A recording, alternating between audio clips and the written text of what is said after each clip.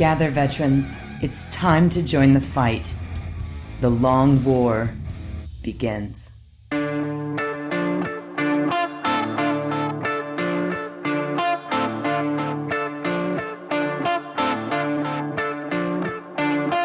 This is The Long War.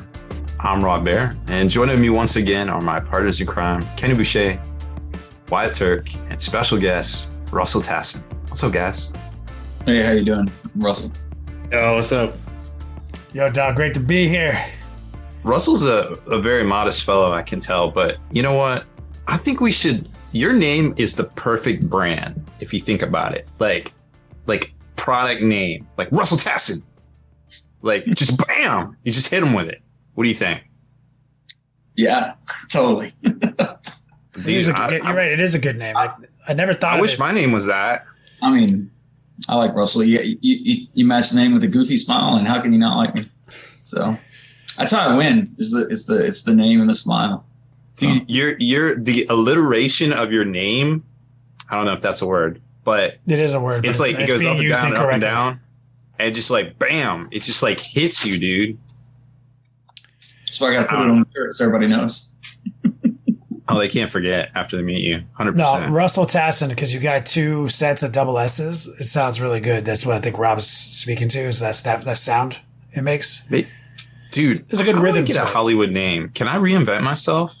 I want a cool name now. You can legally change your name whenever you want to. I mean, you barely even have to do it legally. You could just tell people what your new name is, and they'll just Huh. Like to think about tonight. Like, you think like DJ Lethal's name is DJ Lethal? Absolutely. Legally. You think that's what his mama named him? Yeah. Yes. I believe Vin Diesel's name is like Mark something. Mark Sinclair. It's definitely not cool like Russel Tassin. He wouldn't have changed it. It is not. I bet you Vin Diesel's sad that he didn't think of that name.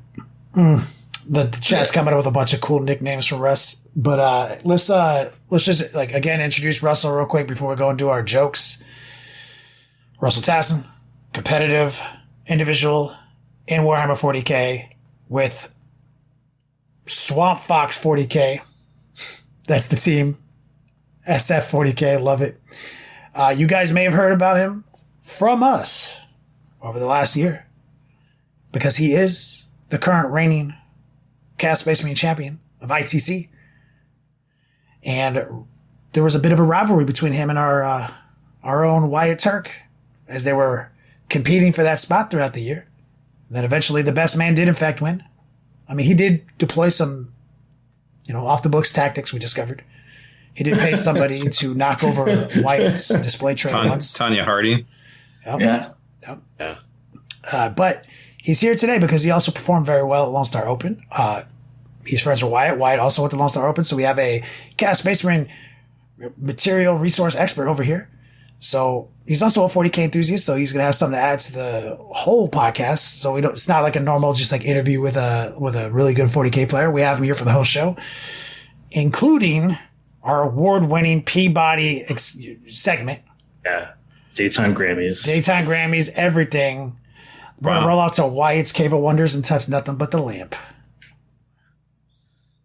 Would you rather have your wedding song be I'm Too Sexy by Right Said Fred or Tub Thumping by Chumbawamba? Oh, this man, will be a complete surprise to your spouse. Oh, I mean, they're both good. That's a good. I mean, I'm glad you brought that. That was like my first fucking question. Does she know? Like, do I have months to prepare her for this? This is a complete surprise. This is like your first dance, and you hit her with this. And is it right now the person I'm dating with? I'm locked into like that's the person. Yeah. Like, if you're already married, you go back into a time machine to. If I'm just dating a girl right now, she's the one that I have to marry. Oh my god! Because I would literally break up with her first. I would fucking break up with her, get married to somebody else, divorce that person, and then get back with Bonet. Because that's honestly the only way out. I'm totally tub thumping right out the courthouse. Yeah. That's exactly. I was like, is this also what they play at my fucking divorce hearing? Like, this is like, that's how it's going for real. Yeah, I feel like A for the court. Yeah. I feel like we already knew. Okay, and when you say wedding, is this what they play when instead of "Here Comes the Bride"? No. This is like your wedding. This is like your first. Oh, like dance. your first Oh, dance. first or dance? whatever. Oh, it's not nearly as bad. No, I mean that's a big deal. Yeah, but I can get away with it because so I would have to do. I'm too sexy. It's the only thing for sure. I have to do that, and I would have to literally go to school and get trained, and I have to get good at dancing. I have to go all in on this. I have to get like my brother, everybody in. We got to get like coordinated. We got to do a whole choreography section. We're going to have to get legit to sell her on. This was on purpose. So when it starts playing I'm Too Sexy, I have a whole Magic Mike number going.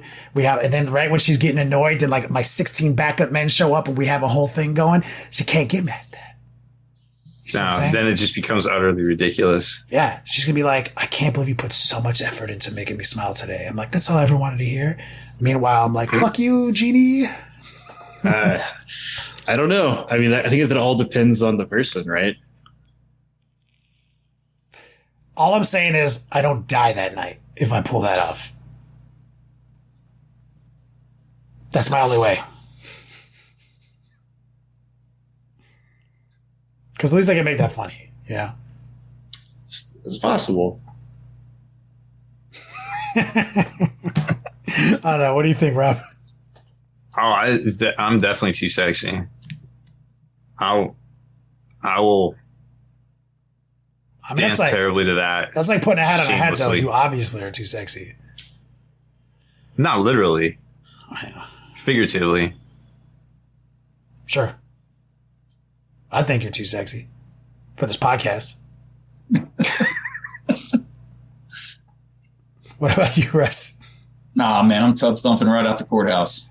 So, Right after the shotgun wedding. Let's go. do you even think? Nice. You don't even think it'd be a problem? Are you with somebody right now? You already married?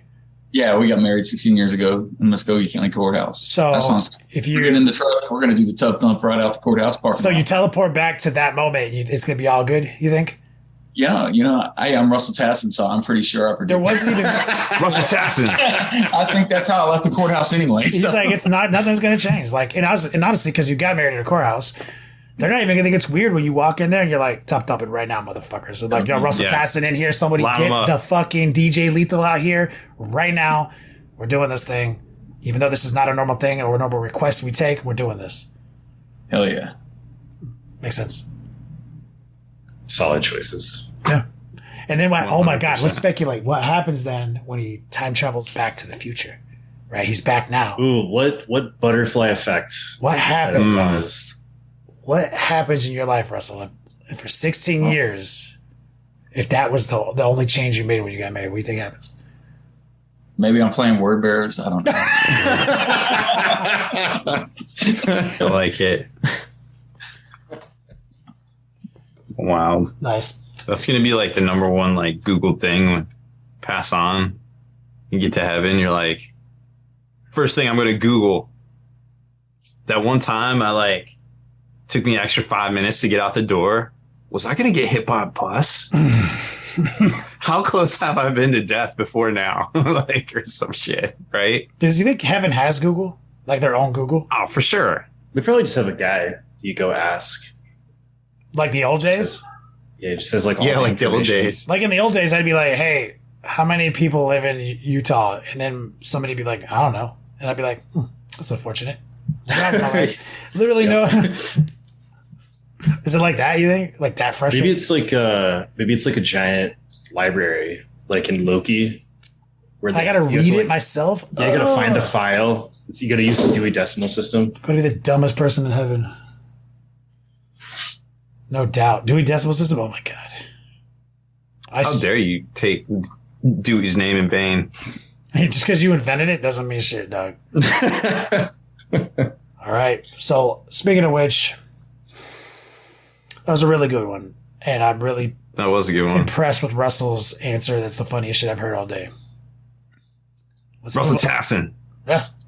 The task. So, Let's move on to some news. We got a news segment before we move into our, awesome segment yes. with some cast space. It's all cast spaces all the time right now. That's how it works. But in the meantime, we have the Memorial News Desk with Rob Baer.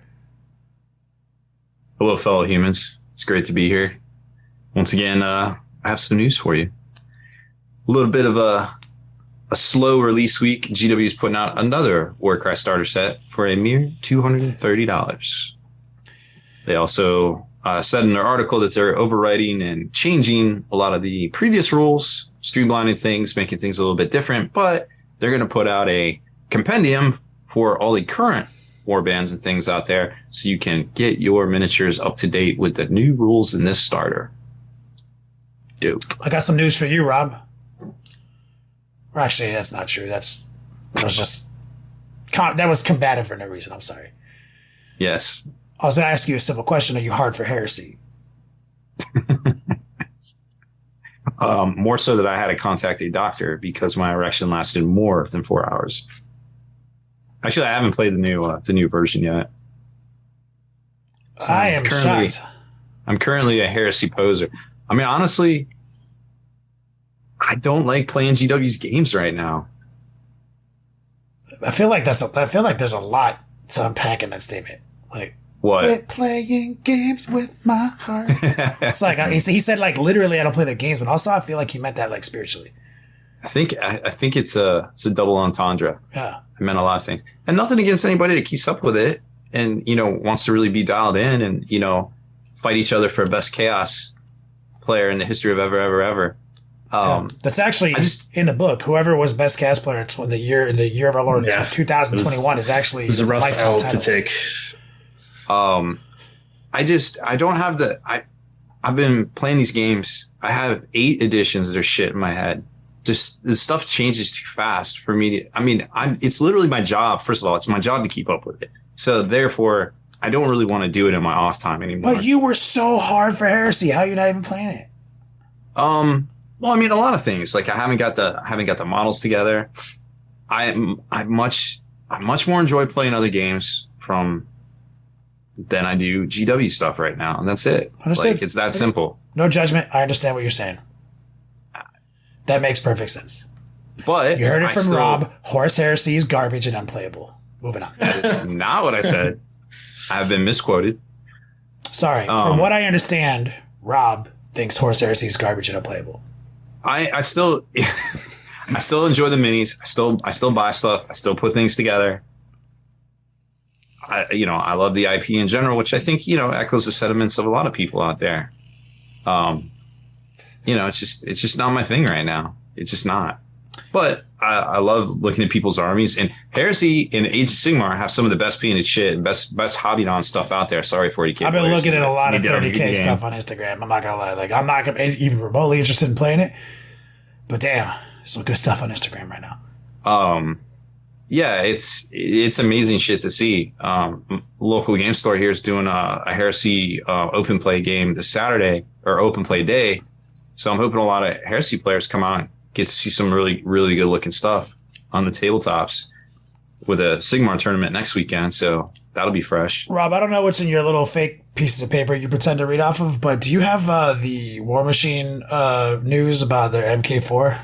So they are putting out a new edition. They made a spicy move that has got a lot of people real upset. I'm going to be honest with you guys right now.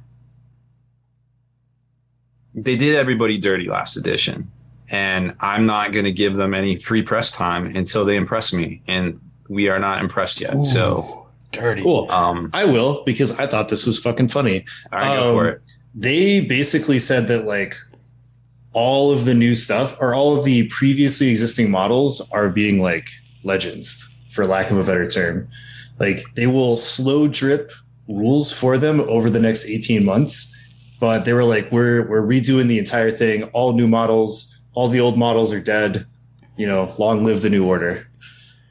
People were good luck. Big mad. Wow. Privateer. All 5 people still playing War Machine were really upset. That's true. I mean, retailers can't even get their shit. Like they basically, I don't even want to get into it. No, I got it. Your point that you made earlier now makes more sense. So for anybody who was curious about our opinion on a move like that, I feel like it's a unanimously that's a shit decision. If you want to get, if you want to talk, like we talk a lot of perceived wrong moves by Games Workshop, I mean, multiply that by 10 and you've got privateer price. Yeah, no, you're right. I just instantly put that in my heart, and I was like, what if GW did that? Oh, that'd be. But the problem is GW might have to do something similar and go towards a more, like we talked about. Well, you weren't here last week. A more like Game Aids style, like Legion or MCP. It would be hard at first, and it would have to be done very delicately. I remember. I was here for the pregame. I remember you convinced me. But I think ultimately that might be the route that Games Workshop has to go. But that's neither here nor there. Let's cover some other stuff here. Something that's got me really impressed. I got an early preview of this. Reptilian Overlords, a great a company that is definitely not a shell corp owned by Rob. And the funny thing is, and I don't think I've told him yet, I can't say that word. I can't put that word in posts because Facebook actually flags it. So I have to, every time I use them in a title, I have to say RO because, everybody thinks Zuckerberg's a reptile. It actually, or Facebook like QAnon or whatever. Like I see. So Facebook is like no reptilian speak. Yeah, of dude. any kind. Wow. Oh, that's right. Wow. Facebook's. Yeah, of course. So like I have to say RO and shit. But anyways, great miniatures designer. Teamed up with War Games Atlantic. They're putting out a Space Nam plastic alternative Catachan box. Looks amazing. $40, it's a little bit more than a normal 35. 20 miniatures, $2 a miniature. You can do math. $2 a miniature. In 2022, it's like basically free in GW money. Like amazing looking sculpts. They already got a survey up for like what other Reptilian Overlords properties you might want to see from them. A lot of people vote in the heavy weapon squads, I think. I haven't looked at it last, but very impressed with this so far. I can't wait to see those actually hit the streets for $40. Wild. Just wild. From Night Miniatures, they got their Batman miniatures game starter set back in stock. It's $82. I have a couple here. I perused. The CO Cast minis are great. They do everything in-house now. I think I talked about this before. All the production's in-house. They're really turning things around, in my opinion. Stuff's been going off stock, but then coming back in. It's a great starter for $82. Comes with a very good looking rulebook, an app that works to build your armies. Definitely check it out if you're looking for something different. Which one is this? Is this the Batman miniatures? The Batman game? one, yeah. You've been on that Batman dick for a while. That Bat dick. Yeah, you gotta get that Bat dick. Good looking stuff, and I can't say enough good things about $82. Again, basically free in GW. If you're still hard for Hero Quest, nice. They just came out with a new expansion set called The Frozen Horror. Anything? Nice. Okay. $44. It will release later this year. So if you've gone through all your expansions already, they got another one coming out. Very, very cool stuff from Hasbro. You can get it, pre-order it from Entertainment Earth, Amazon, or Hasbro themselves for sure. I just wanted to kind of get into the Games Workshop financials a little bit, just kind of cover some bigger talking points, just as talking points real quick, just kind of run down some of my thoughts on it. Obviously, there's been a lot of opinions out there. Oh, wait, is this where we find out and discover why GW is going to business tonight at midnight? So the title of the live stream, Games Workshop, is going on business at midnight tonight, is because Kenny has... it's because of what you're about to say right now. Has surpassed my skills at masterful baiting people. So real quick, licensing deals once again doubled from 8 million last year to 16 million this year, up to 28 million, which is really, really good because they kind of needed that to cover the gap. Because their overall profit was only $6 million. So if they hadn't increased, again, the same scenario happened last year, which was kind of wilder because, obviously money was up. It's 28 million now and it was 16 last time? And it was 8 million the year before that. But last year was when it was really bad. That's when sales was down like 20 million or some shit, right? Sales were down, yeah. It was basically a similar scenario to so they pushed so sales were up 12 million. I mean, licensing was up 12 million from last year, and they're only 6 million profit right now. Right. What was their sales at? What was their sales? Their sales were 386 million as opposed to 353 million the year before. Oh, so sales went up. So yeah, they were up. They were up. This is profit. So I just talked about profit. The profit was only up 8 million. Their sales were up 30 million, which I think, and don't have it in front of me, but I believe the year before it was 50-ish. And then the year before it was like, they were on a tear, like 100 and something. And the year before that, it was like, I want to say like 70 or 80. Yeah, because last year it was down like 20 million from their previous record breaking year. And so, which was abysmal, right? And then this year it's ticked up above what it was last year. I feel like last year was a bit of a disappointment given the fact that so many folks were at home, with nothing to do and buying stuff, and sales were up. Now this shrinkage here, I mean, it's not to be unexpected. Yeah, everybody's things are down right now. This is the first full summer. People are out and about doing things. Yeah, I mean, everything. In the pool. Everything has shrank, in the past like 6 to 8 months. But it's just the way they're going about things that I think has really got, like we talked about Warcry. They just rebooted Warcry. They just said today they're rebooting Aeronautical Imperialis. I mean, it's kind of like a read the room time. But they have some interesting pivots that I'm going to talk about too. So anyways, a lot of this mirrors what happened last year. So their overall sales increased $30 million. Obviously, licensing really helped out. Close the gap there. Licensing was 12 million of that. Right. Their online sales, now this was curious. Their online sales declined actually 3%. So if you bought, from their online store, they actually went down, which is kind of doesn't make sense if you think about it. You would expect it less, but I don't know if you'd expect that an actual decline.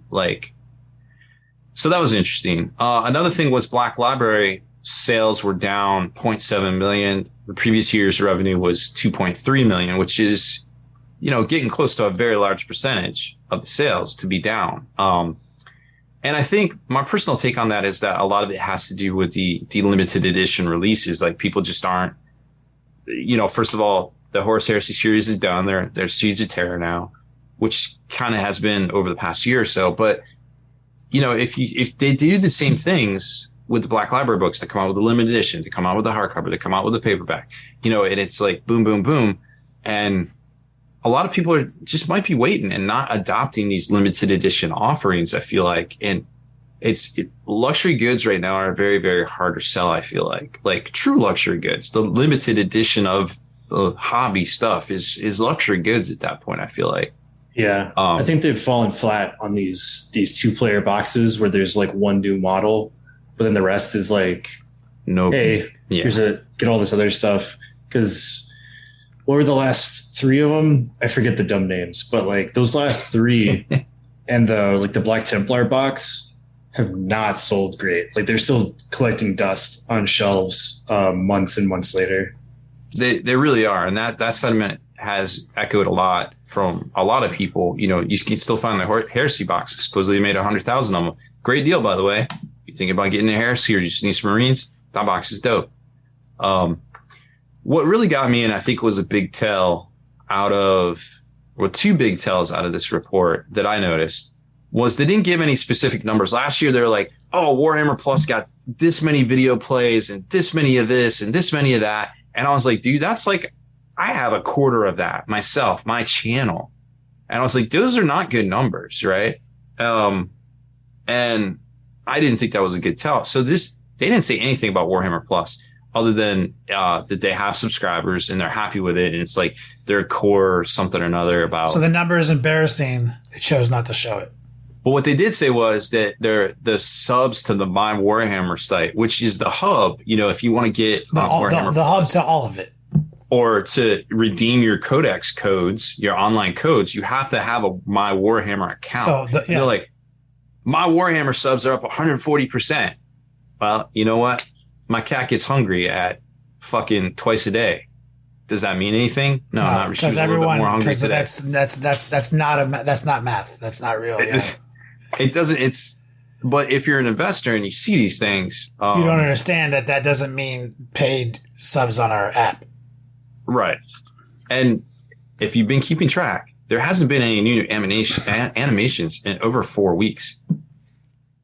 And people are about to have to re-up next month. And they've literally been like half-assing it. So it's just really, really weird on there. I don't know what they're doing. Another thing that got me was that they had an inventory provision of $10.6 million being added due to, I believe they called it a failure to get product where it's needed, basically internally. And what that reads to me is, now this isn't necessarily like external. This is like we fucked up orders, right? And then we had to pay extra shipping, or we paid too much in shipping to get multiple orders out to people, or to overnight stuff to fix things to people. Remember when they rolled those robots out in November? Yeah. Well, I can tell you just on the new contrast paint, right? They advertised it. If you want the new contrast paint, order from us. You'll get it 2 weeks before the stores get it. So I made a big order of contrast paint. 3 weeks later, I'm at RTT. I pick up a bunch of the contrast paint because my contrast paint is not in. And I don't get it until a week after it's in stores. And they have it. Unfortunately, Games Workshop has a really bad habit of having subpar, let's say, employees in their trade sale department. I won't name them, even though I know their name, but the trade rep who's in charge of the account for all of Gamecastle, which is a huge account for all of the stores, has been not doing their job, basically. So all the game castles have been having real issues with GW stock over the past 8 months. And other stores that are going through different trade sale accounts, like we have another store here in the same town as Game Castle, and they've been fine. Like this whole time, we're like, why the fuck is this store getting all their GW stuff, but this store isn't? And it's just because the trade rep is bad at his job. Well, there's a corporate account trade rep too, from what I understand. Things like Hobbytown, Game Castle, stores with multiple, gamers. What is it? What's the lair that has Dragon's Lair? Yeah, they have a bunch of stores now too. Mm-hmm. That's handled by a different person as well. And so, from what I understand, humans are picking orders again, and all is right with the world at the GW warehouse. So there's a lot of stuff to kind of really, numbers aside, just actually reading the report. There's a lot of tells in here that I feel like are really bad. And, they made a lot of money, and they continue to make a lot of money, but it's GW will continue on for sure. Until midnight tonight, dog. Yeah, just under their sheer inertia, their sheer mass, because they are this big of a company. But change is coming, and they've made a few pivots that I've noticed that are promising. The things like putting out that you could get the new Leviathan close combat weapon sprues ahead of time. They're like, hey, if you want to buy the sprue, it's $27. We're going to come out with the shooty version of the Leviathan down the road. Such a weird choice. Such a weird choice for that. Well, I think they knew putting out it's not going to sell as well as the shooty one. But the fact that you have access, you're not getting paywalled. No, it makes perfect sense. It's less popular, but there's a high chance that you can get people to just addiction purchase because it's the only one available. Yeah, that's what I yeah, I suppose, I don't know. I've already got my Leviathan, so the plastic one doesn't tempt me much unless they put out the one that you can use that everybody wants, right? Because you want the ones with either the storm cannon arrays or the grav bombards or the meltalance, because that's what people want, at least in the larger subsection of the community, which is 40K. That's the Leviathan that people want, not the Leviathan with one claw and one fist where you have to pay $27 to get 2 fists of the same type. Yeah. People don't want that in a Leviathan. They want a shooting one. Right. So they know that everyone wants the shooting one. Everyone who wants the shooting one will buy the shooting one. But they also know that some percentage of people who are waiting for the shitty one will addiction purchase. Oh, no, not optimize one like Russell did. I'm not disagreeing with you. So like what I'm saying is like, I think what they should have done is like the base one should have had those ranged weapons with the one claw, the same way they package all dreadnoughts. And then if you want the close combat specific version, then you put out the $27 arms variant. So that way it's like more. Yeah, that would provide more convenience to the consumer. GW sometimes that's what I'm saying. Doesn't understand that. Sometimes they do understand that, but sometimes they don't. Sometimes they, and I think the times they do understand it, I'm misspeaking. I think they just do it by accident. Oh. They provide convenience to the consumer by accident on occasion. Well, we're going to find out because something tells me that the new Leviathan will only come with one of each weapon as well. And if you're going to want double weapons, you're going to have to buy another $27 upgrade. So I expect what the fuck are we doing here, Games Workshop? Come on. I mean, or just fire up the old 3D printer. That would never happen. But yeah, like what? Come on, guys. This is so easy. You realize you're just driving us to this, right? The pendulum may swing back the other way. Either way, Horus Heresy to fail. Like, what are these decisions? Either way, I think it's an interesting pivot that we haven't seen before. So when GW does these things, it's always worth kind of noticing and talking about. Another thing was that they put out that the new free miniature of the month would be something from that release, not like a stock kit. And there's pictures going around. It's going to be one of the little Rottmeier Creed dudes, supposedly. And I guess they're on their own like little teeny sprue. And there's a picture of it already going around. I guess they got the stores, which is really interesting that they're sampling. First one's always free, right? I heard that in a song. Yeah.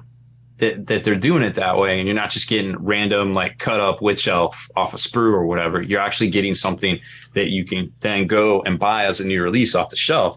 Hadn't seen that before either, and that's really interesting. Conversely, it also looks like they shit can the coin program, or the coin program might just be on hiatus because I don't know if you guys have noticed, but the last time releases were this slow coming out of Games Workshop was 2013.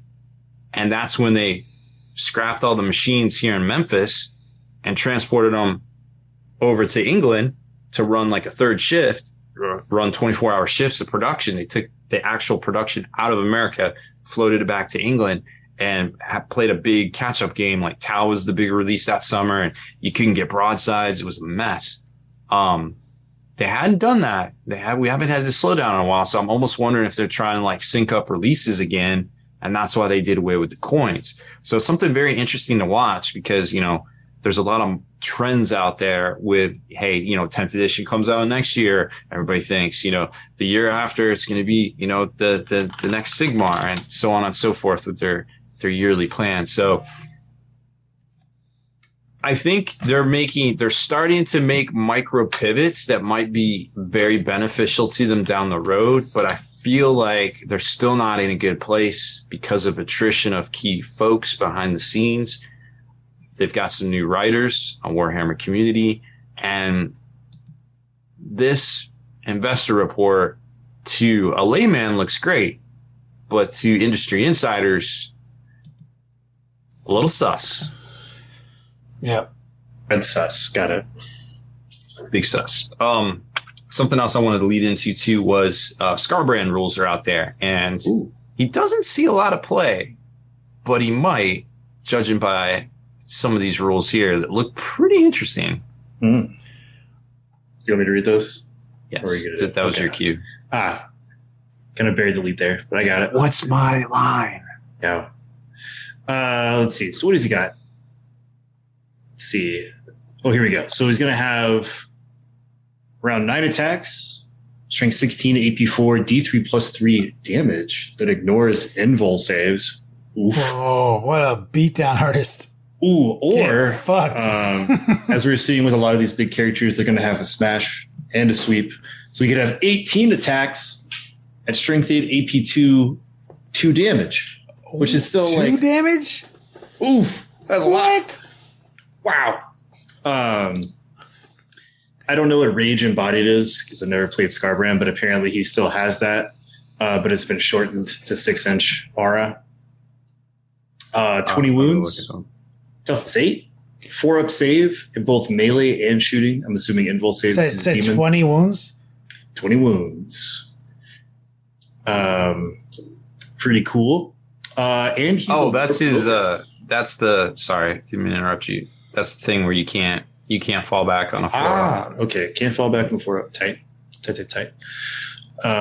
What else we got on Scarbrand? Oh, I could have scrolled down for the screenshot and just read that myself. There's too many ads. Rob. I couldn't see it. Please cry more. Yeah. And if you're a Khorne aligned army, allegedly, you will have that anti-fallback rule army wide. That's pretty. That's going to be spicy. That's dope. Pretty cool. 20 wounds, huh? Who's more baller, Scarbrand or Angron? Like in canon. I think Scarbrand, because he actually tried to take down Khorne. Oh, isn't that why his face is all messed up? That's why he's missing his wings. His wings. Because he hit him so hard, he smashed through He was like a meteorite, flying through space. Yeah. Cool. Obviously, the answer is Abaddon. Sure. Oh, yeah, that's true. Because my gut is obviously Angron is the Primarch, but canonically is Angron more? Is Scarbrand more powerful? I think so. We'll be able to do a really interesting comparison when the rules for Angron get published. Yeah, because I'm 20 wounds. I did not see that coming. It's pretty wild.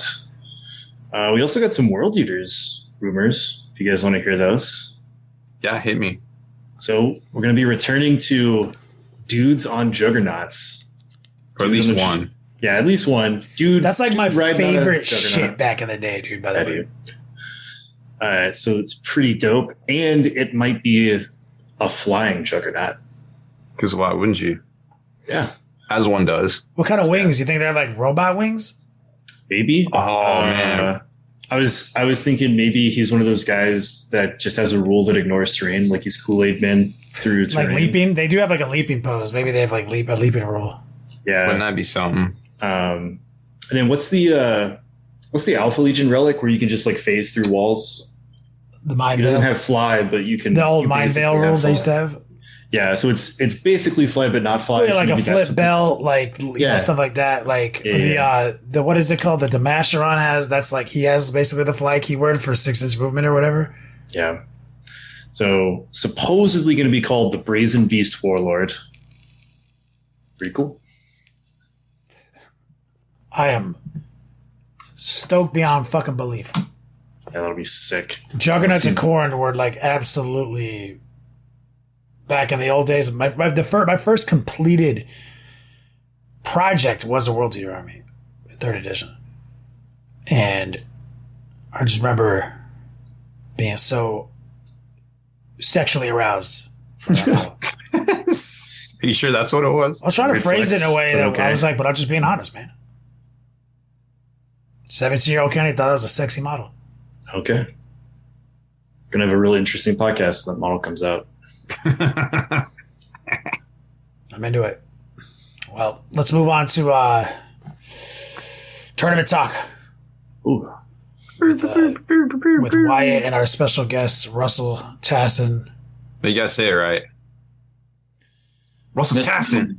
Yeah. Russell motherfucking Tassin. Yeah, there you go. It's like Kenny Powers. Yeah, you get it. Yeah, you talk about the reptilian overlord thing and flag and stuff. Well, my last name has ass in the middle of it, so I get flagged a lot trying to create profiles on things all the time. So Russell, did anybody make fun of you in school? I tried to call you Russell Assin. Yeah, no, man, it was the big one was Russell Tassin Tater Tot Head when I was a little kid. So that's vicious, dude. Yeah, I know, man. Why? Why? I have no clue, man. It's not even sure, I guess. Yeah, sure. But as I got older, it turned into Russell's love muscle. But I guess it's all Russell's. Yeah, I get that a lot. Sure. Thanks for derailing this really fun segment, Rob, with your weird joke. That's what I'm here for. I got one move. Yeah, one move. And so we just got back from Lone Star Open, man, and you did way better than me. Let's just get that right out. So I got a even 300 average, did okay, but you went 5-1 with Black Legion when everybody said that CSM couldn't hang with the big dogs. You made a really good run at it.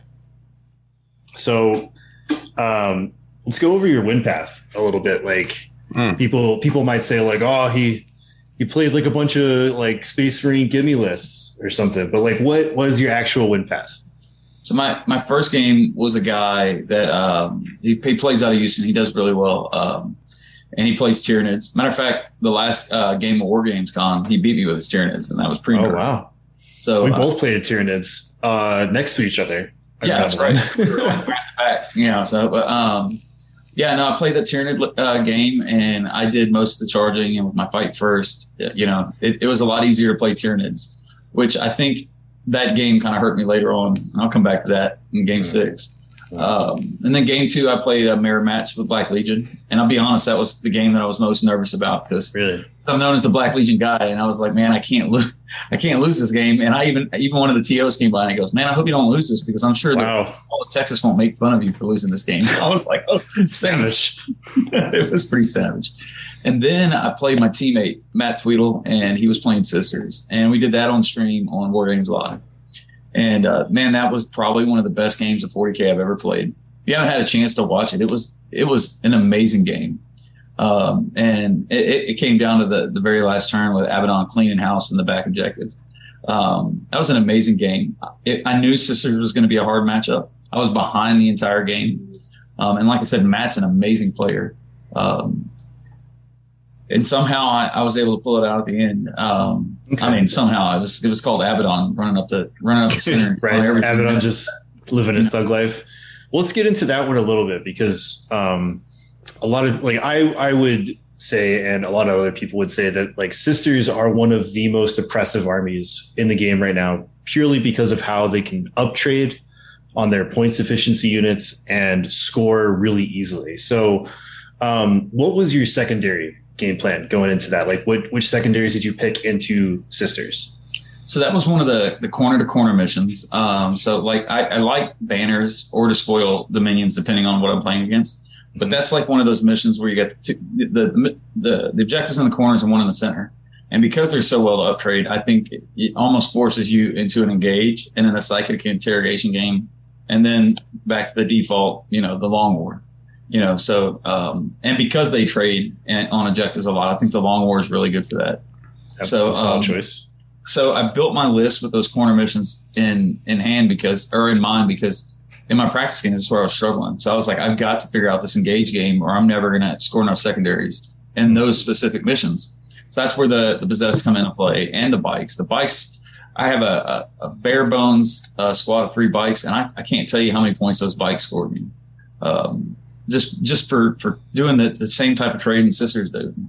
So and my whole game plan going on that game was, there's a bunch of Repentia out there, and I need those Repentia killing bikes or possessed. I don't need them killing, my heavy hitters like the Terminators or the Chosen. Right. So that was the general game plan. It didn't work out as much, but the one thing I did learn about Sisters now that I think is a big change was I think everybody remembers Sisters from last year and everybody doing, Bloody Rose and the other thing where they have the advance and shoot with the Meltas. Well, I think a lot of those lists came out the gate with those Meltas too, because those Meltas are so great. So I don't know if you remember, you played Demon Engines last year. So every time you saw those Meltas, you're thinking, man, if I get in range of these Meltas, my whole army is going to get creamed.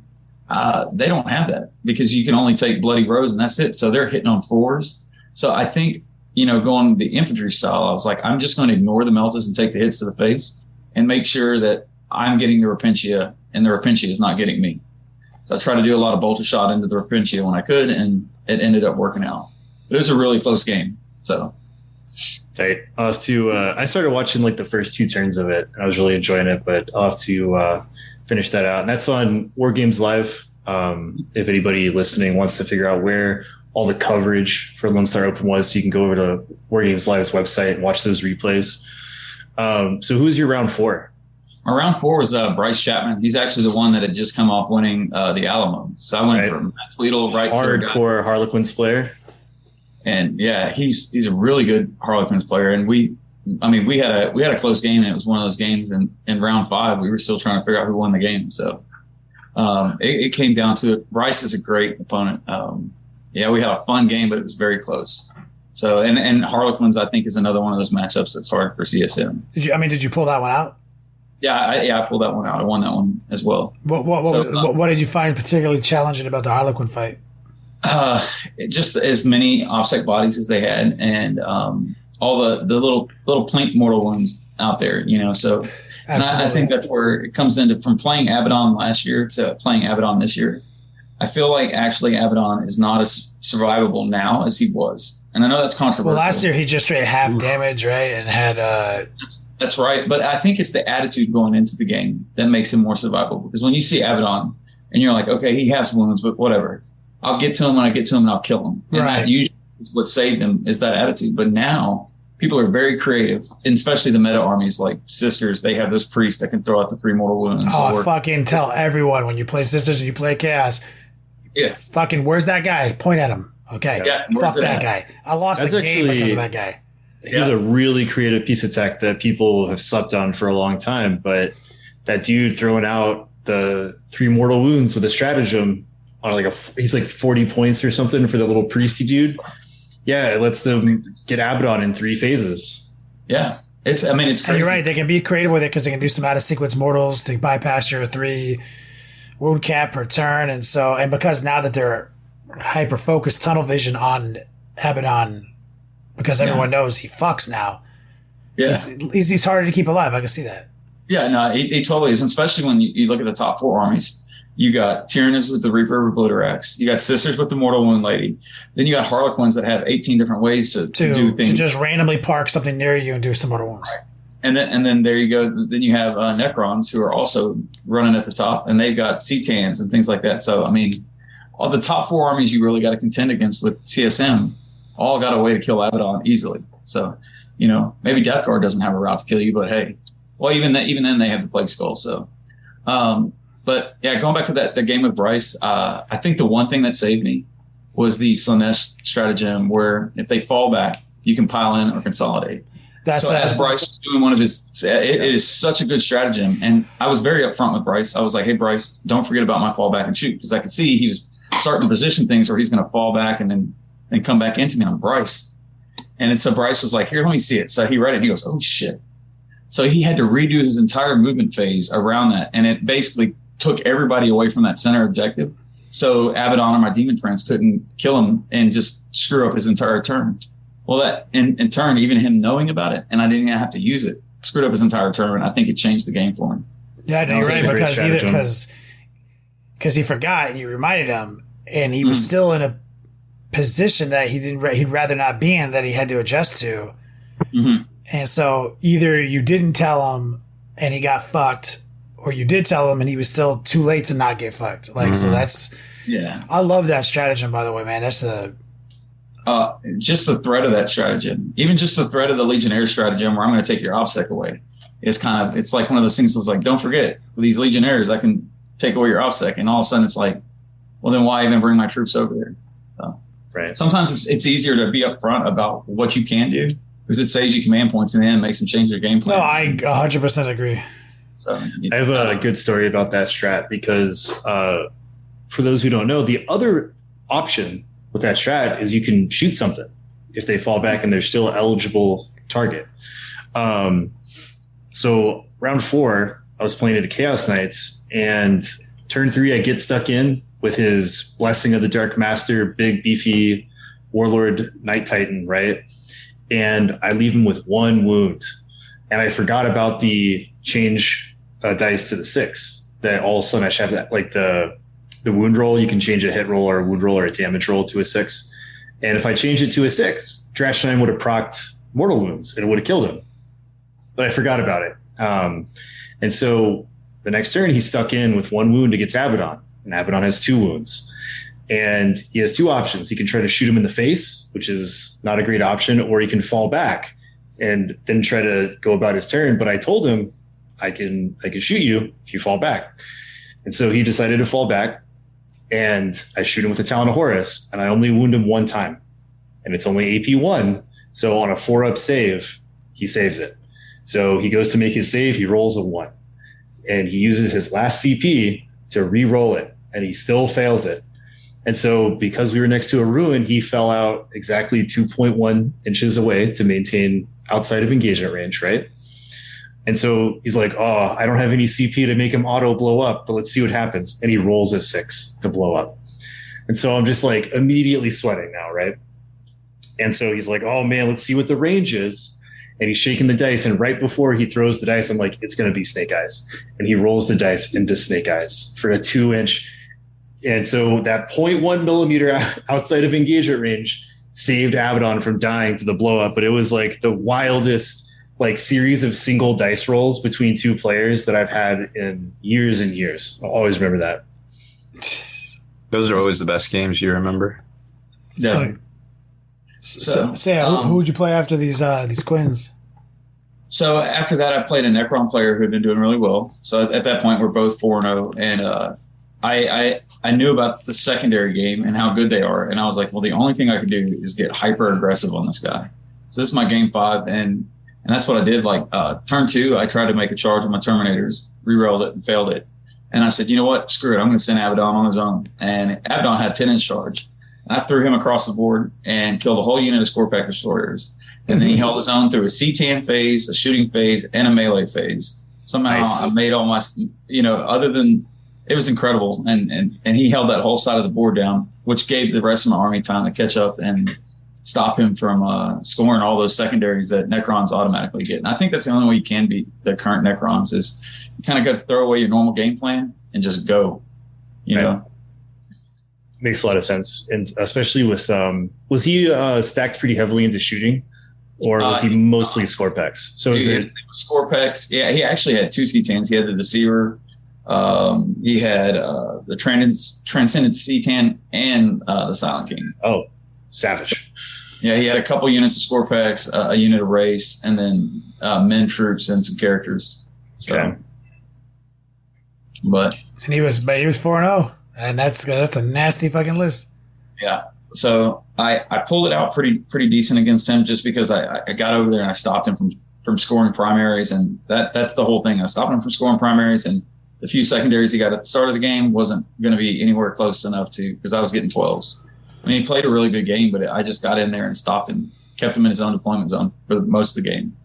So, and then going into round 6, I played a guy named BSR, and we were both 5-0. He ended up getting 3rd place with going 6-0. And the one place I hated to be was ahead. I was ahead most of the game, and I went 2nd. So I got a little bit too comfortable, and I got a little bit too aggressive, because I went into game 1 against Tyranids thinking, oh, I know what they can do to me. And then I cruised through all these meta lists, and I got back to Tyranids, and I think I was a little too aggressive. I got Abaddon killed by the Reaper of Bloodrex. And then in round 5, in my last turn, I made a huge mistake. All I had to do was stay on the objective, move my 2 chosen over, and finish off that last Tyranid Prime, and that would have been it. I'd have been 6-0. But, I didn't. So I ended up losing by 9 points and lost that. And that was Abandoned Sanctuary. So all I had to do was hold that center objective and end up in a 10-point swing. So, but the guy was so cool. BSR. I don't know if y'all have ever heard of him or met him. Yeah, he lives in Austin. I see him a lot here. Yeah, I mean, he was a great opponent. We had a really fun game, and but yeah, no, I barely missed 6-0 my Black Legion, and man, I know my poor wife and my friends are probably tired of hearing about that round 5. So you go 5-1, you're supposed to be happy, especially doing it with Black Legion. But like, I'm hungry, man. So I want to make it work with Black Legion, and I've been hitting it hard for a long time. But yeah, no, I think the thing that hurt about losing that game more than anything was the route to get to that 6th game being 5-0, because it's not like, I've been to tournaments where I've gotten, a few Space Marines and this, and I've had an easy route to get a decent record, but not this time. I felt like I was playing in the SEC this time around. Yeah, dude. Especially Chapman and Matt Tweedle, because those guys are just incredibly good players. Yeah, there was a lot of really hardcore factions at the tournament. I mean, like, so my game path was equally difficult because like I played Nids round 1, I played Tau round 2, then I went into Sisters of Battle. Chaos Knights, still a very solid codex and can get you if you're not looking out. And then I went into Ben Jurek with his orcs, and he's one of the best orc players in the world. And he had a wily list that was just passively scoring secondaries, like 6 points a round. I did not know that orcs could do that. And then last round into Necrons too, like, you know, all that crazy Necron stuff. And so it was a hard set of games. I love how diverse the field of play was here too. You know, like, I mean, it's not like the old days, you know, where you just play the same shit over and over again. Yeah. That's and just coming off of War Games Con. I mean, I think it was almost like 30 or 40% of the field was Tyranids. So I'm glad that Nephilim came out. And I'm glad with the balances, you know, because it's not fun when you're going to be like, man, my next loss is going to be the Tyranids again. Yeah. You know, so. Yeah, no, it does feel a lot more balanced. And even though I think some of the armies maybe have a higher edge, I think the new CSM do have the tools and the toolkits to handle them. You know, you just kind of got to think about those games ahead of time and what am I going to do in the Sisters? And I think ultimately I was just like, I'm going to ignore the Meltas and take it. So I love that strategy. Let me ask you questions since we have you here as the reigning Chaos Champion, who's also continuously refreshing his status as a gangster by going 5-1 at Lone Star Open. Congratulations. Thank you, sir. Having played now your Chaos, your Black Legion at a high level, is there anything you would predict, right? Because FAQs are always a thing people speculate on. Balance updates, it's part of our way of life now. What do you think is going to change between the way you're playing Black Legion now? What do you think is going to happen? What's your prediction? Like any FAQs and et cetera? I think the only thing out there may be a Pact of Flesh nerf to where you can't heal characters or you can't heal Abaddon, which will be sad because in the previous codex you could heal Abaddon with a Nurgle stratagem. So it's not like healing Abaddon wasn't already healing D3 in the old codex, right? Just for what, 1 CP? Yeah, well, no, it's Pact of Flesh. It's a warp. Right, no, I was saying in the old version, it was like 1 CP, D3 wounds, right? It was 2, but back then with Black Legion, you had like 14. Oh, yeah, we had triple battalions and shit. Yeah, I mean, so I could see Pact of Flesh getting nerfed. I don't think it's warranted. There's probably a few other things. That's not warranted, because, I mean, he operates as an apothecary. Mm-hmm. An apothecary can do that too. Yeah, exactly. Yeah. But I do think the internet rage sometimes affects FAQs. Mm-hmm. I think it should be statistic based. I mean, like you look at Lone Star and how many Abaddons that were there. They didn't most of the Abaddons didn't. I think Abaddon actually is a hindrance to most lists, especially outside of Black Legion. I feel similarly about him. I've been deliberately scheming without him. Mm-hmm. Partially because I feel like he is, I mean, obviously I know he's a beast, right? But like, he's just like, I'm used to playing a beast in my army and I feel like he could do it without him, but also I feel like he's going to probably end up getting more expensive. Yeah. I mean, for 300 points, no, I'll put it this way. My Lord Discordant in my list does more work than Abaddon. And he's over 100 points cheaper than Abaddon. So, so I think there's so many good warlord traits and relics. And especially like when you look at Word Bearers, Emperor's Children, Creations of Baal, and Red Corsairs, all 4 of those chapters, competitively wise, I think are all better. And they have the warlord traits and relics that, I mean, you don't need Abaddon. I think you're spending too many points. Granted, if he still had the 2 CP and the Fearless Chaos bubble, I think he'd be worth it. But with him losing those things, I mean, there's just so many better options. What an interesting hot take from a historic Chaos Champion. And you're making a lot of sense, dog. You're making a lot of fucking sense. And it's got a counter to my opinion previous to this conversation. Yeah, I mean, he used to be 220 points, Fearless Bubble, 12 inches. No, that was the heat. And it was Heretic, too. It wasn't keyed to a Legion, nothing. The only thing that I'm super excited about, and I don't know if it's worth 80 points, is rolling that 1 on Draknian felt really bad sometimes. in the previous codex. But I mean, and I think sometimes the internet will grab onto something like the Tau Hammerheads. It's like everybody freaked out about the Tau Hammerheads, but then when it came to practicality, it was the crisis suits that were murdering everybody. Yeah. So I think I somewhat agree with you on that point about Abaddon. Like, I don't think he works for everybody, because one of the things that we have been talking about as the Chaos Codex was like leaked, and then when it came out, we were doing deep dives into it, is you want to do Legion skew. Yeah, that's what he said. Did you right. hear him wrong? He said he thinks he's less good for other people. That's what I'm saying. Like, I somewhat agree with that point for certain builds. For my Red Corsairs, at least right now, I find that Abaddon is exactly what I need, because he can just average out like 30 plus wounds onto whatever he's hitting. And he's infantry. And I think on the terrain side of things, units like the Lord Discordant can easily be countered by like, you can't fight me in this building kind of things, which can be a pro and a con, right? Because if they're scared of him inside that building, they're not like touching an objective or something like that, right? But in tournaments using the GW layout, objectives can be inside of buildings. So then he's just sort of like looking in through the windows menacingly. You know what I mean? Whereas Abaddon can just Kool-Aid man through those walls and go get there.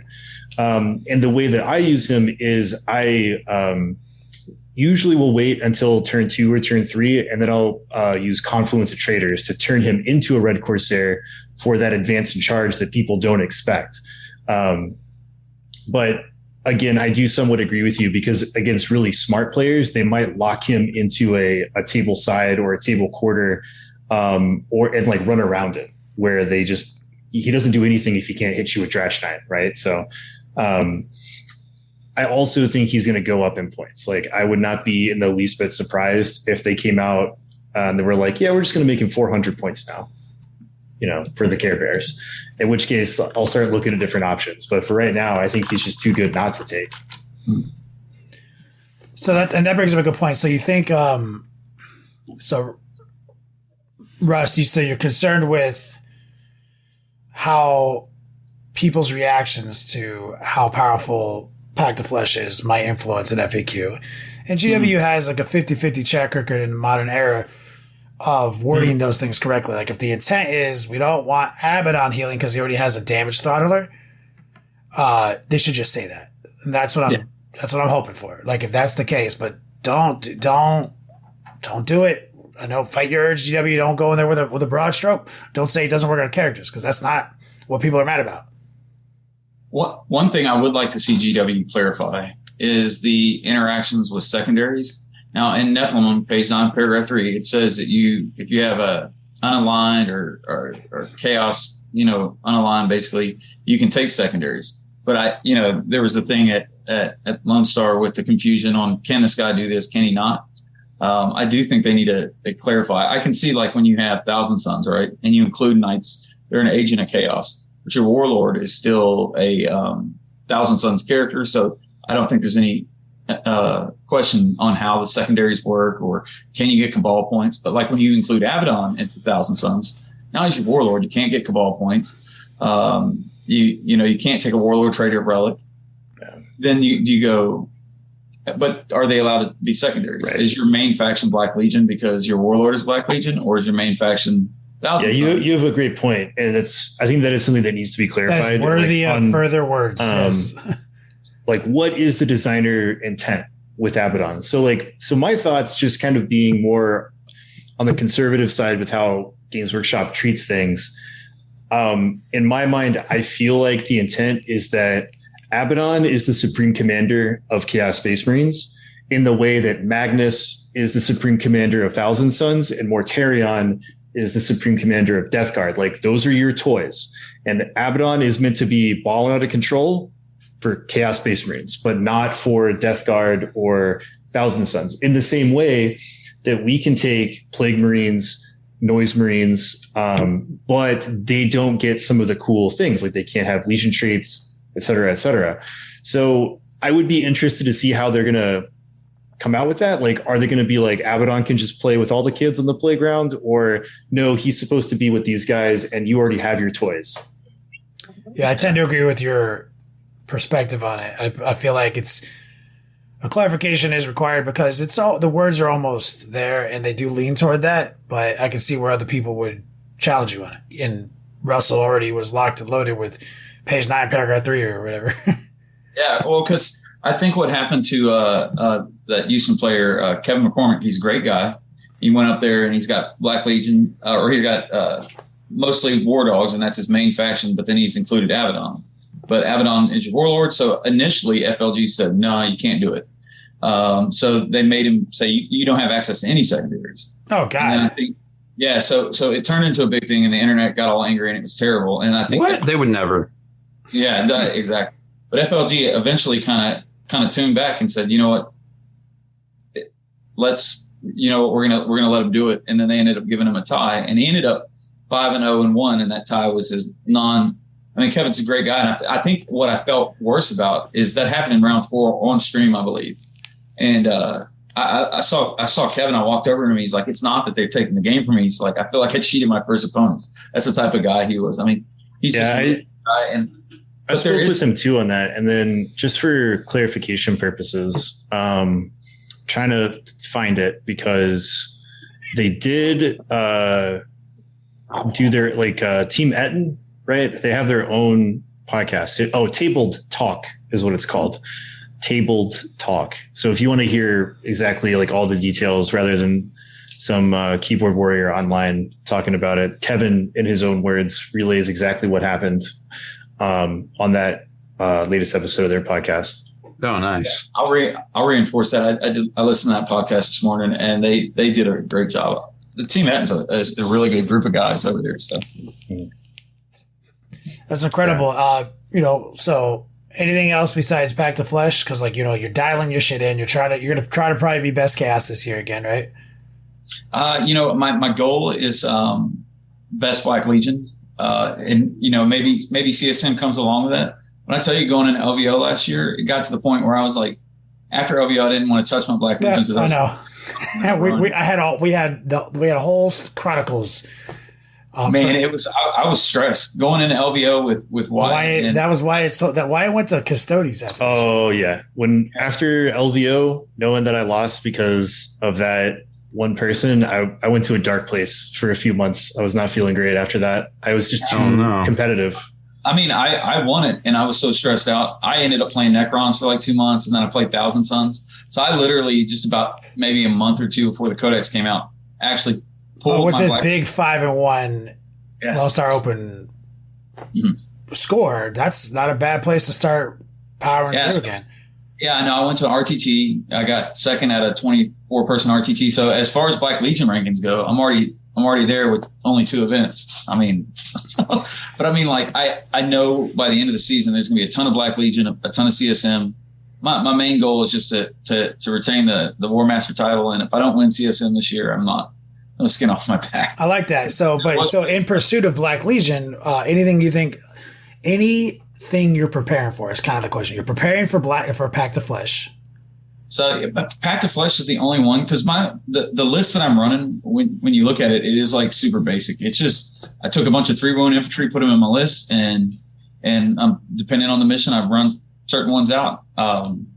It's super basic. It's just they're such Chosen, Terminator, bikes, and possessed, 3 wounds, 3 wounds, that's thick. So the whole goal is to take the hits because of the 3-wound models. Even when you get shot with a Melta, and if my Terminator is about to take 16 Melta shots, well, you throw Delightful Agonies, 5-up Feel No Pain, and they're with the -1 to wound. They're incredibly hard to kill, especially if you put +1 toughness on them. So now all of a sudden they're hitting on 4s, wounding on 4s. Then you got to Feel No Pain. They kill 1 Terminator with 16 Meltas, and that's beautiful. So it's just a little bit of buff stacking, and my list. I don't think I'm outside of Abaddon taking a point nerf or a Pact of Flesh deal. I'm not too worried about my list getting nerfed. That's awesome. Shout out to all the Black Legion players out there. You heard a year from the War Master. Yeah. So you're going to be okay.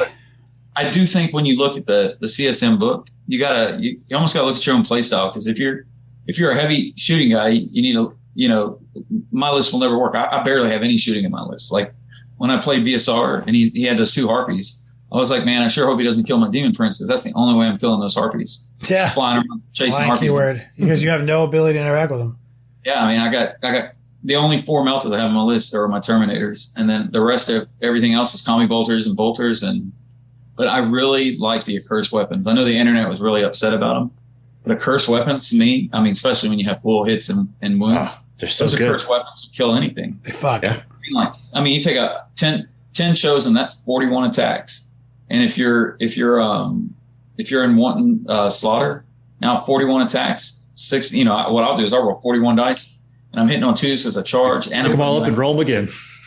Then I pick them all. Everything that's not a 6, I pick them up and roll them again. I end up with 50-something attacks or hits before I even go to the win rolls. So you're talking about even hitting a big Imperial Knight, a squad of full chosen will take them out. Matter of fact, in game 3, if you look, Matt Tweedle with his sisters killed 4 of my chosen. And then Mournival, which is amazing, comes charging in with a whole bunch of other stuff. And being Slanesh, and I think that's the key to my list right now, is everything's basic except all my good units are Slanesh. All my characters, my chosen, my Terminators. So I'm fighting first. Anybody who can have it has it. Mm-hmm. That fights. That is a fighter. Get a free interrupt on Mournival, and then I kill her outright with 6 chosen. You know, and in one of my practice games, I threw Abaddon on the Mournival and didn't kill Mournival. I think I did D3 mortal wounds and made all their saves, and I was like, wow, that just happened. But the chosen reliably kill that model every single time. So, I mean, so if you're in Word Bearers or Red Corsairs, I think instead of spending the 300 points on Abaddon, spend 270 points on 10 chosen, and you're going to do way more work with that. Yeah. Hands down every day. Those chosen are amazing. I think that's the biggest thing, point per model, in the CSM Codex that people are chosen make me so dick hard, Russell, that the only reason they keep getting bumped out of my list is because like I keep getting I keep getting obsessed with other good stuff. Like, I mean, they're like, I think one of the best units in the Codex. Like, as like the first thing I gravitated toward. But then I've been really hard on Word Bearers, so I'm really trying to funnel into the Word Bearer style. So I got a lot more Demonkin keywords, right? So like I'm starting to run out of spots for them. I'm scheming out a dope Emperor's Children list. And chosen are great in that list, but I'm looking for something a little bit more MSUE. Now you see me, now you don't. So then, like, suddenly I want these Terminator squads, right? And so then I'm like, God damn it! What am I gonna make? What am I gonna make a list with more chosen? So now you're making me think I'm gonna redesign my Emperor's Children list to have some more chosen. I went back and forth, and I ended up with 10 chosen, and just one brick, and a lot of times I would try to hold them. You know, that way people are exposed. Because I think the cool thing about the Possessed is you got the 9-inch move, and they're only 140 something points for 5 of them. You shoot them out, advance somewhere, and then people come in to try to kill these Possessed, and now they're in range of everything. Mm-hmm. I'm with it. So you're talking me into it, brother. You're talking me into it. I mean, Possessed at that point cost, or bikes, like 3 bikes. This is the one thing I really loved. So one thing with a long war, a lot of times you don't get to score long war at the beginning of the game because you got to take an objective from somebody. Right. Well, if you take those bikes and you advance them 20 inches and say, because a lot of times people, especially in player place, they'll have like one model on the objective. Yeah. So you just throw those bikes up on there. Or say they have 3 models on objectives, you turn them into Red Corsairs. Now these bikes are 6 bikes. You go 20 inches and you still charge. So I was using the bikes a lot of times and burning my change of Legion trait early just to get on an objective, get long war at the beginning of the game and set the pace of the game. Sick. And they're excited. So 3 90-point bike. It's 90 points, I think, for 3 bikes, clean with chain swords. Yeah, they're 30 apiece. Oh man, they're just so good to start the game out and say, here I am. And then when you finally start coming to my side, there'll be some chosen and some possessed and Abaddon waiting on you. Thank you for the tech. Anybody out here listening to some, to Cass, who's like, maybe thinking about Black Legion because everyone's been so, down on them on the internet. Mm. Right. Which I think is just straight wrong. Like, I think Black Legion has the most diverse set of tools for playing into this edition than any of the other legions. I think that Black Legion is probably like maybe not offensively the best legion, but I think utility and just playing the mission on every single mission, I think Black Legion is the best legion. Yeah, I think utility-wise, you're absolutely right, because when you come to there's a every time I played Space Marines, they always have Rights of War. That's just an automatic warlord trait they have. And I'm like, man, I wish Chaos Space Marines get Rights of War. Well, Black Legion got a version of that OBSEC bubble. And because the way I have my Demon Friends build out, and my Lord Discordant, and then Abaddon costs a CP, and then my Terminators cost a CP, I'm not even taking that. There's a couple really good relics and warlord traits for Black Legion that are things that were on my wish list to get that I'm not even using because there's so many other things and combos. And I think that's one thing the book does offer is Hero Hammer. You can turn any character in that book into an absolute monster. So that's where Rise to Glory isn't so bad. Because like when I played my first Tyranid opponent, I took Rise for Glory. I was getting extra CP the whole game because I'm killing models with a high wound count. Rise for Glory after you monsters kill all over the place. Yeah, dude. I love that secondary into a certain matchup. I mean, it's so great because if you like, for example, if you kill an Armiger, it's 12 wounds. All you got to roll is 2d6 and roll under that 12 wounds. CP in addition to killing them. Yeah, and if they're the I can't remember the name of it, but the really popular house for the War Dog builds is the one that gives you additional wounds. So they're 14. So you just auto get a CP every time Abaddon schwacks a War Dog. Like, woo, nice. No, it's super awesome. So if you Hero Hammer, Rise to Glory is something you can tech into on quite a few matchups. So like especially against Tyranids and Necrons and Sisters, because Sisters always come with 6 or 7 characters. Yeah. So you just got to take one of your 3 beat stick characters and kill some other characters, get some command points. And then because you're doing that, you're also scoring the long wars. Yeah. So in a way, when you first look at the Chaos Space Marine secondaries, you're like, these suck. But when you really start thinking of what's the strengths of the Codex and then applying those strengths to those secondaries, Rise to Glory and Long War turn out not being so bad. And then you just got to find that third one. Is it Engage, Psychic Interrogation? Yeah, and you went 5-1 at Lone Star Open, playing it that way, and it's a bit of a difference of opinion from a lot of people's stance on some of those secondaries. Well, I think what I had to do is, and it started in the previous Codex. Every time I got on the CSM forums or whatever, everybody's always like down on them. These suck. They're unplayable. I'm not going to play them until we get a new Codex. I'm like, well, this is my favorite army. So I turned off the internet and I opened my Codex, and me and my buddy York Rovkov that lives over here in Houston, he's like the Chaos Jedi. That's the real best CSM. He just had a kid about a year ago, and he's traveling and stuff. But once he starts playing again, I'm not. That's why I'm going to just stick to Black Legion, because that guy's going to win it all. He's amazing, but I theory craft all the time, and I think it's one of those things like you turn off the internet and all the bad opinions on the CSM Facebook pages. Put your nose in your Codex. Talk to guys like Wyatt, York, and I think there's a lot of routes to victory through that book. And the secondaries aren't as bad as I initially thought. And I think I let the internet tell me those secondaries are bad. But in practice, if you Hero Hammer with them, they're not that bad to score. Yeah. And if you tech into your Legion secondaries, they're very scoreable. People really poo-pooed on Raiden Reeve with Red Corsairs. And I'm like, dude, in 4 out of 6 games, I got 12 to 15 on it. Like, because I teched into it. Like, if you're playing Iron Warriors and people are like, the Iron Warrior secondary is trash, never take it. It's like, if you tech your list into the strengths of Iron Warriors and that secondary, like, you can score it. Like, you can do well with it. I think being good at anything and just getting those reps in, you can do well with any army in general. Yeah. And you're just getting in those reps and practicing.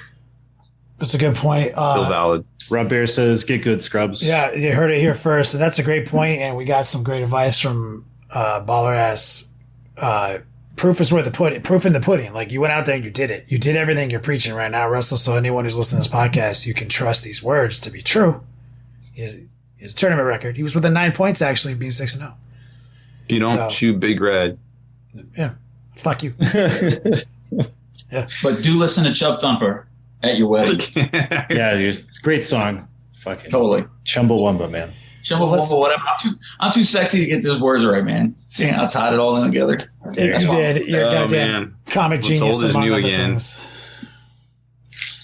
Well, let's get out of here then, okay? We're gonna do some raids here and everything, but before then, we gotta professionally end this show. So, Wyatt,